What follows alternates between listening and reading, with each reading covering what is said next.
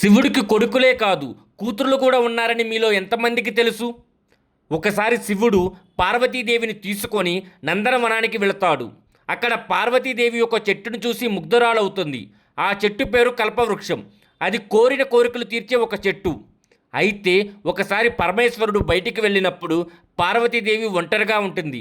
అప్పుడు కల్పవృక్షం కింద కూర్చొని తనకి కూతురు కావాలని కోరుకుంటుంది. అప్పుడు ఆ కల్పవృక్షం వల్ల పార్వతీదేవికి ఒక కూతురు పుడుతుంది.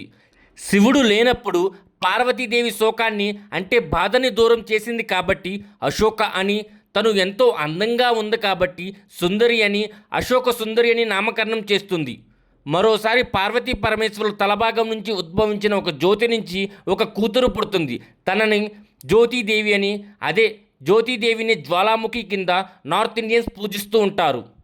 పద్మపురాణంలో దేవి భాగవతం ప్రకారం కశ్యప మహర్షి ఒక విగ్రహాన్ని తయారు చేస్తూ ఉంటే శివుడి శక్తి ఆ విగ్రహంలో ప్రవేశించి ఒక పుత్రిక జన్మిస్తుంది. మనసు నుంచి జన్మించింది కాబట్టి మానసాదేవినే పిలుస్తారు.